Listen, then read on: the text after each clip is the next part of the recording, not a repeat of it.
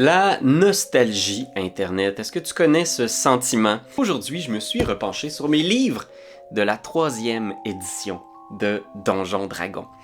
Ça nous ramène au début des années 2000 et il y a eu tellement de créativité dans cette période de Donjons Dragons. Et une des idées marquantes de la 3e édition, ce sont les classes de prestige. C'est un peu, je pense, ce qui a donné naissance aux archétypes dans la 5e édition de Donjons Dragons. C'était l'option de choisir une spécialité comme au milieu de ta carrière d'aventurier, puis il y avait des classes de prestige pour tous les goûts.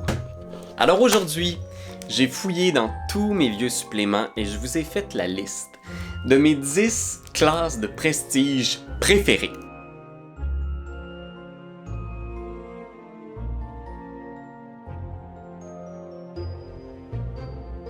En 10e place, on a le Deepwood Sniper. Je sais pas pourquoi est-ce que le Deepwood Sniper c'était la classe de prestige qu'on utilisait le plus dans mes campagnes à l'époque. Il faut savoir que c'est le spécialiste du tir à distance. Tout le concept était d'être un archer qui pouvait tirer d'extrêmement loin et surtout qui avait des très fortes chances de faire des critiques à distance. La première chose qui était super cool, c'est d'avoir une spécialité en critique. Donc ça, c'était assez difficile à aller chercher, mais ça permettait de faire un critique sur un 19 ou un 20 sur notre tir à distance. Ce qui était vraiment chouette. Puis graduellement, notre multiplicateur de critiques augmentait. x3, x4, et je pense que ça allait même jusqu'à x5 dégâts sur un critique avec notre arc. Cet archétype-là, c'était vraiment une tentative d'essayer de remplir cet imaginaire-là que certains joueurs ont du fantasme du sniper. Tu sais, de one-shotter un ennemi, de voir ton projectile parcourir une distance folle, traverser un organe vital et de mettre fin à un adversaire. Ça donnait pas l'impression d'un combat qui était fair et juste. Le but, c'était vraiment d'être malin, d'être caché. C'est pas nécessairement une classe qui se joue bien en groupe. Je pense que tout le monde aime participer au combat, puis l'idée qu'un seul joueur peut mettre fin à cet affrontement-là en faisant un tir à distance, ben, c'est pas tous les joueurs qui vont apprécier cet archétype-là. C'est pour ça que je pense qu'il n'y a pas vraiment d'équivalent dans 5e édition aujourd'hui. Tout le monde veut être égal, on veut pas qu'il y ait un pouvoir qui soit ben brisé plus fort que les autres. Fait que là, Deepwood Sniper a un petit peu perdu de la vapeur, mais moi j'adore ce concept-là. En 9e place, on a le Blighter. C'est l'équivalent d'un anti-druide. Mais le concept, c'est que t'es un destructeur de la nature. Il y a quelque chose qui est arrivé dans ton passé, où tu as une connexion avec une entité diabolique qui cherche à détruire la forêt. Dès le départ, tu as une habileté qui permet de juste tuer la végétation non magique. T'sais, imaginez toutes les possibilités créatives dans un jeu où on est si souvent en forêt. Mais le plus cool et le plus thématique là-dedans, c'est que tu pouvais aussi prendre l'apparence de créatures mortes vivantes. Donc quand tu prenais ton apparence animale, t'étais pas simplement un loup ou un ours, t'étais un ours mort-vivant. Puis en fait, le Blighter, c'était un excellent adversaire. Ça aurait pu faire un super boss de fin de campagne. Un druide corrompu, atteint d'une malédiction, ou une fée qui a des niveaux de Blighter. Fait que oui, moi je trouvais que c'était un concept très original. Ensuite, on a le Combat Trapsmith. C'est le fabricant de pièges. Donc, c'est vraiment le spécialiste de tout ce qui est confection de puits, de pièges magiques, arcaniques, alchimistes. Le but, c'est de vraiment en fabriquer des tonnes, puis de préparer un endroit pour une embuscade. Tu pouvais sélectionner à partir d'une liste de pièges. Il y avait par exemple des pièges gluants, des pièges pour paralyser, sonner, électrifier, faire du dégât. Et je trouve que ça, c'est quelque chose qu'on n'a pas dans la 5e édition actuellement. Là. Vraiment une belle mécanique de pièges concrètes, amusante, intrigante, pour ceux qui ont le goût de faire du Home Alone là, dans leur campagne de Donjons Dragons, puis de faire tomber des gobelins dans une espèce d'avalanche de glu puis de pièges brûlants. Je trouve que ça, cet archétype-là, c'est quelque chose qui manque dans la 5e édition. ce serait bien d'adapter cette classe de prestige-là. On continue avec le Arcane Archer. Fait que oui, l'archer magique, l'archer arcanique, qui est la classe de prestige qui a inspiré l'archétype moderne qu'on connaît dans la 5e édition de l'archer arcanique.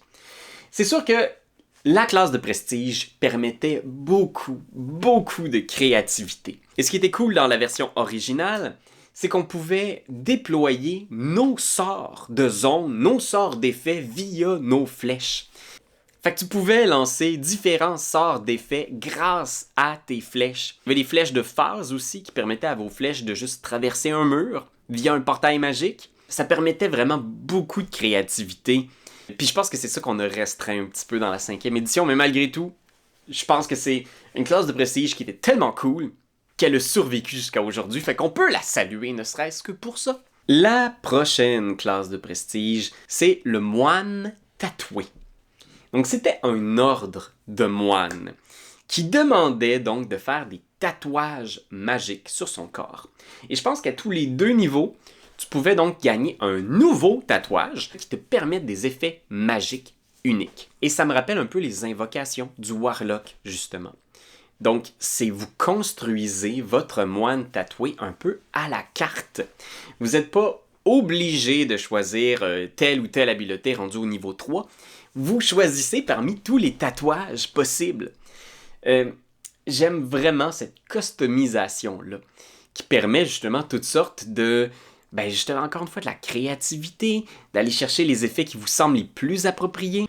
Chacun de ces tatouages-là est un peu l'équivalent d'un don. C'est comme si vous aviez le droit de prendre initié à la magie régulièrement. Un tatouage qui est infusé par un sort, c'est quand même cool d'être un moine, mais d'avoir accès subitement au sort de guérison, avoir un sort de main brûlante, avoir un sort de revivify. Tu sais, ça brise pas le jeu. En fait, c'est que ça vient mélanger des éléments qui existent déjà dans les mécaniques du jeu. C'est juste que là, soudainement, vous pouvez aussi faire du karaté, puis de la magie. On continue maintenant avec le Forsaker. C'est un barbare qui déteste la magie. Il dédie sa vie à détruire ce qui est magique. Et le fait de refuser la magie sous toutes ses formes, donc il doit refuser la guérison magique, il doit refuser les objets magiques, il doit refuser de travailler avec des magiciens, des ensorceleurs, etc. Déjà, tu vois le problème que ça peut causer au sein d'une équipe. En échange de ce pacte-là qu'il fait avec son peuple, il gagne la perfection du corps, un peu comme un moine. C'est comme si, à travers cette rage, cette haine de la magie, il gagnait lui-même des avantages physiques extraordinaires. Le concept ici du Forsaker, ça reposait beaucoup sur le fait que la classe te donnait les bonus mécaniques que normalement tu aurais été chercher par des objets. Donc tu gagnais par exemple une résistance aux dégâts, des bonus d'armure, uniquement par ton vœu et ton souhait de ne jamais toucher à ce qui est magique. Et pour ceux qui se demandent d'où ça vient cet effet-là, c'est-tu magique? Peut-être un peu. Je sais pas si la 5e édition pourrait accueillir un personnage comme ça, mais en même temps, je trouve que je suis toujours intrigué par les classes qui te demandent une contrainte. Ça existe plus beaucoup dans la 5e édition parce qu'on est du genre plus permissif que restrictif, mais c'est un défi quand même de roleplay, de jouer sans avoir le droit de toucher à des objets magiques, en se méfiant des artefacts, des utilisateurs de magie. C'est vraiment spécial. Je pense que pour le joueur, ça procurait quand même une grande liberté de ne pas dépendre du butin, des trésors accumulés, de juste spontanément devenir plus grand, plus fort. Puis oui, là ici on entre dans des trucs qui sont soit des très très bons concepts ou vraiment des trucs brisés par rapport. Mais en 4e place, on a le Planner Shepherd. C'est comme le berger des plans. C'est un druide qui est spécialisé, pas dans un type de nature, mais dans un type de plan. C'est-à-dire, il vient peut-être du plan de la lumière, le plan du feu, le plan de l'eau. Votre forme animale peut maintenant inclure des bêtes qui viennent de différents plans d'existence. Ce que j'aime, c'est que cette classe-là se connecte aussi beaucoup avec le lore du jeu. Parce qu'il y a tellement à apprendre sur tous les plans et les quasi-plans d'existence. Tu sais, c'est quoi les animaux qui peuplent le plan du feu, le plan de l'air? Je pense que cette classe-là était détestée par tous dans la 3e édition parce qu'il y a une des habiletés de la classe qui permettait, vous pouvez faire un plane shift, donc de quitter votre plan d'existence. C'était vraiment très très cool, vraiment très très fort. Mais vous pouvez aussi faire apparaître autour de vous une bulle qui connecte le plan matériel à votre plan. Donc, vous pouvez faire, par exemple, autour de vous que c'est le plan du feu, soudainement. Il y a des flammes, puis tout le monde crève de feu à l'intérieur de la bulle que vous créez. Et là où j'ai vu beaucoup de gens casser le jeu avec ça, c'est qu'il y a tout un lot de plans qui interagissent avec le temps. Ben, ça permettait, par exemple, au berger des plans d'avoir 10 actions dans un tour de jeu. Je pense que ça prendrait pas grand-chose pour réparer ces petites loops de règles qui créaient des failles exploitables par les joueurs. Moi, je trouve ça hyper thématique d'être capable d'amener le plan de la féerie dans le plan matériel. Ça peut tellement créer des personnages cool aussi. Des personnages élémentaux qui portent un petit peu cette lumière ou ces ténèbres avec eux. En 3e place, un très cool archétype qui s'appelle le Cancer Mage, le porteur de peste. Vous êtes un mage spécialisé dans l'étude des virus. Il y a D&D Shorts qui a fait une vidéo récemment qui plonge à fond dans cet archétype-là. Il a même adapté la classe de prestige pour la 5e, fait allez voir sa vidéo. Mais le concept est tellement fascinant, tellement original. À la base, il faut que vous soyez infecté par une maladie mortelle. Et ce contact-là avec le virus fait en sorte que vous puisez votre magie de votre lien avec cette, avec cette entité-là en vous. Puis graduellement, la maladie va prendre de plus en plus place dans votre corps, mais vous allez pouvoir la contrôler. Vous allez être en mesure, par exemple, de faire des spores de maladies qui peuvent espionner pour vous. Donc, si vous contaminez des gens avec votre maladie, bien, soudainement, vous pouvez voir ce que les porteurs de la maladie voient. C'est comme si vous vous multipliez dans un truc complètement invisible, que personne ne peut arrêter, qui rentre à l'intérieur des gens puis qui vous permettent de voir ce qu'ils voient. Parce qu'ils ont votre rhume ou votre tuberculose ou votre lèpre. Vous allez aussi développer un ami tumeur avec lequel vous allez pouvoir avoir une conversation, ce qui est cool quand même, on va se le dire. À la toute fin, vous pouvez même prendre une forme virale. Donc, vous pouvez transformer votre corps en virus et entrer à l'intérieur des gens pour prendre le contrôle de leur être. Bien sûr, vous êtes toujours vulnérable au sort guérison des maladies, ce qui est vraiment une petite touche vraiment géniale. Mais oui, c'est tellement tordu. Je pense que ça va demander quand même un groupe qui est dans un certain univers. Pensez peut-être justement Ravenloft, cette idée-là de quelque chose d'un peu glauque. Il faut vouloir jouer avec ces concepts-là aussi de maladies, etc. Je pense que ça plaira pas à toutes les tables. Ça vient d'ailleurs des chapitres interdits, un livre qui était très très edgy, trashy, mais qui proposait quand même des idées vraiment originales. Un peu too much, souvent, mais vraiment original. Parlant d'un peu too much, le mage de sang. C'est un archétype qui fitterait très bien avec l'ensorceleur, je crois. Et c'est un mage qui contrôle le sang. Donc vous pouvez contrôler votre sang, mais aussi contrôler le sang des autres. Et moi, c'est une des classes de prestige qui m'a le plus marqué. Ça me fait penser, bien sûr, à l'époque, on écoutait Avatar, le dernier maître de l'air. Et pour ceux qui savent, vous savez que certains maîtres de l'eau sont capables de contrôler le sang à l'intérieur des créatures vivantes. Et c'est un peu ça que cette classe-là nous propose. Tellement d'effets étonnants, surprenants qui utilisent le sang de vos adversaires. Un des moves signature aussi du mage de sang, c'est le voyage à travers le sang.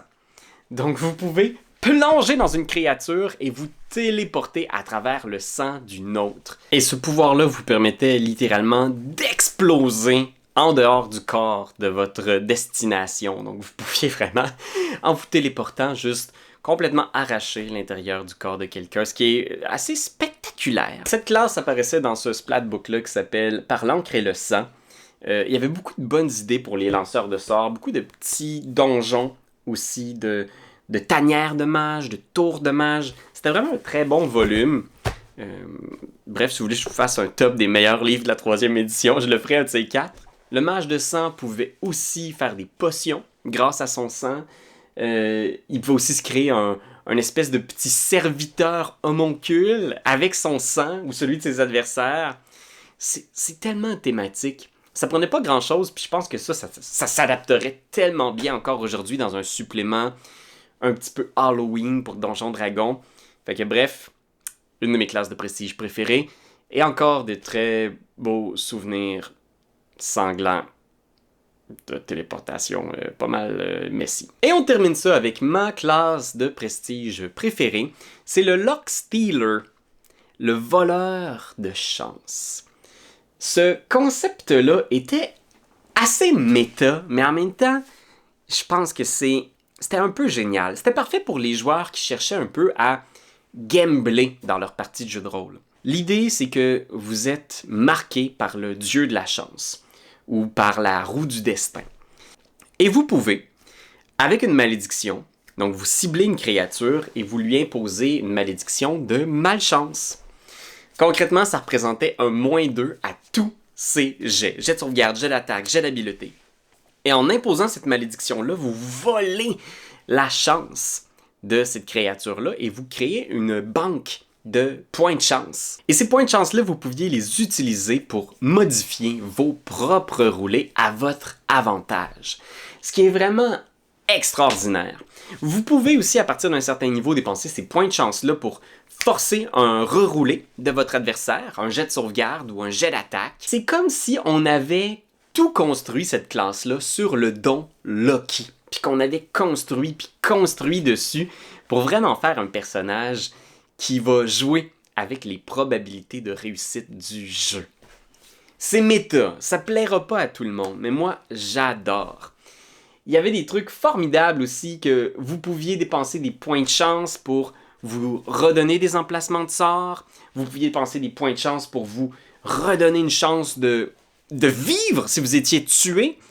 Fait que ça vous transformait en véritable super-héros de la chance, une espèce de, un survivant qui réussit toujours à s'en sortir, peu importe ce qui se dresse sur son chemin. C'est un archétype qui est tellement fort et amusant parce qu'on se sent un peu invulnérable, mais il y a quand même des limites mécaniques à ce qu'on peut accomplir. Les points de chance aussi ne peuvent pas s'accumuler indéfiniment, donc oui, éventuellement, on sent que notre chance peut tourner si le combat est à notre désavantage ou qu'on n'a pas personne à qui imposer la malédiction de la déveine. C'est une très bonne classe pour ceux qui aiment les ex, qui aiment nuire à leurs adversaires, aller drainer ce qu'il y a de meilleur chez eux. Ça se combinerait très bien, par exemple, avec un personnage alphelin. Un personnage qui mise justement sur la chance de Yondala, qui est un choisi de la déesse des alphelins, par exemple. Fait que voilà Internet, c'était mes 10 classes de prestige préférées. Ben oui, ça me rappelle des beaux souvenirs, parce que la 3e édition, c'est là où presque tout a commencé pour moi comme maître de jeu. C'était dans ce monde-là, foisonnant, de splatbook, d'idées folles. Il y avait énormément de créativité. Puis ces archétypes-là, il y en avait tellement et tellement, que ce soit le cuisinier, le musicien, le duelliste de la baguette, le pirate, le voleur acrobate. Il y a plusieurs de ces classes de prestige-là qui ont fini par aboutir dans la 5e édition. Puis je pense que l'ADN de la classe de prestige existe encore un petit peu aujourd'hui dans le jeu de rôle moderne.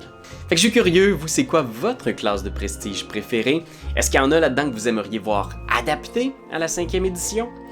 Fait que laissez un petit message en commentaire. N'hésitez pas à vous abonner aussi. On approche vraiment du 15 000, puis je sens qu'on peut l'atteindre avant cet été. Alors, si vous voulez nous donner un coup de main, si vous appréciez le contenu jeu de rôle et que vous voulez avoir des nouvelles suggestions pour vos parties de jeu de rôle ou pour vos personnages, n'hésitez pas à nous rejoindre. Puis on se retrouve très bientôt dans une autre vidéo.